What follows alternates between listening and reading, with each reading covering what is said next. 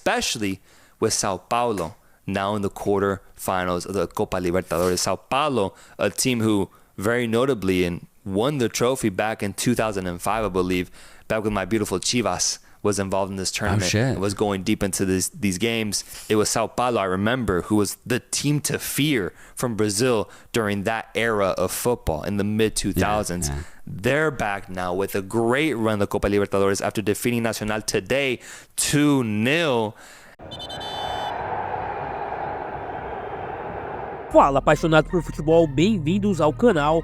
Confrontos das quartas de final da Libertadores definidos e agora começam os palpites sobre quem avança para semis. Nesse vídeo, vamos ver o que os americanos do The Give and Go falaram do São Paulo, mostrando muito conhecimento do time tricolor. Vamos conferir, já se inscrevam aí no canal e bora! So that's exciting too. That's the fact that they're back, and that's kind of a trend that's happening so far in the Copa Libertadores. It's why I like it so much this year, man, because it's bringing me back, dude. It is bringing me back, especially with São Paulo now in the quarterfinals of the Copa Libertadores. São Paulo, a team who very notably won the trophy back in 2005, I believe, back when my beautiful Chivas was involved in this tournament and was going deep into these games. It was São Paulo, I remember, who was the team to fear from Brazil during that era of football in the mid-2000s. Yeah. They're back now with a great run in the Copa Libertadores after defeating Nacional today 2-0. And I was asking myself, I was like, how is São Paulo here, bro? Because I looked at the standings. They ended up in 11th place in the Brazilian league last season. So I was like, how the hell are they here, bro? Because I understand Brazilian teams get a lot of entries into these tournaments, but even then, 11th is crazy. Yeah.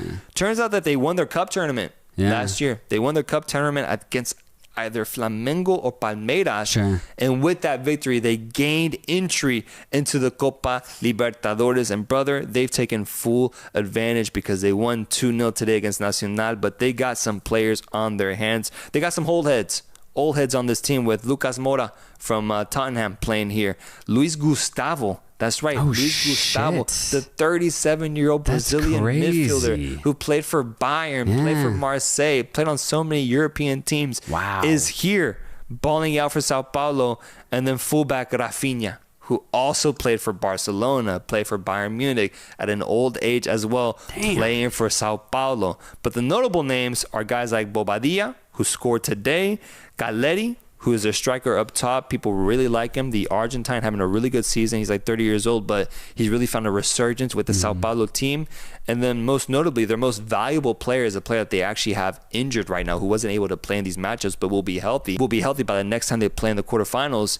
Pablo Maia, I think it's how you say it. Maia, I think it's how you say it. His stats are ridiculous. He's a defensive midfielder. Yeah. And the reason I know about him is because I'm a Liverpool fan and we need a defensive midfielder. I think this guy would be a great guy to look at.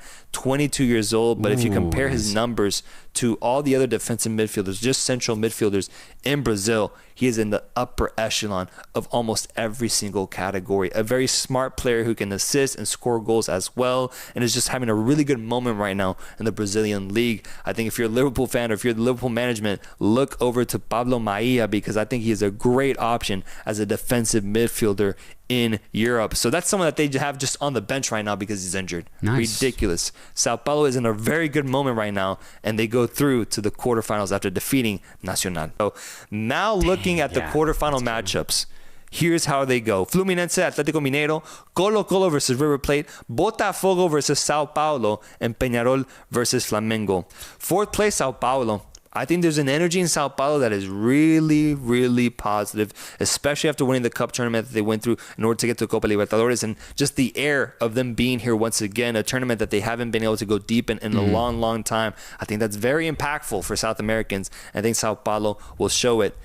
But you know my take on Copa Libertadores, right? 90% chance Brazilian team wins it, 10% chance an Argentine team wins it, 0% chance anybody else. So who are you going with?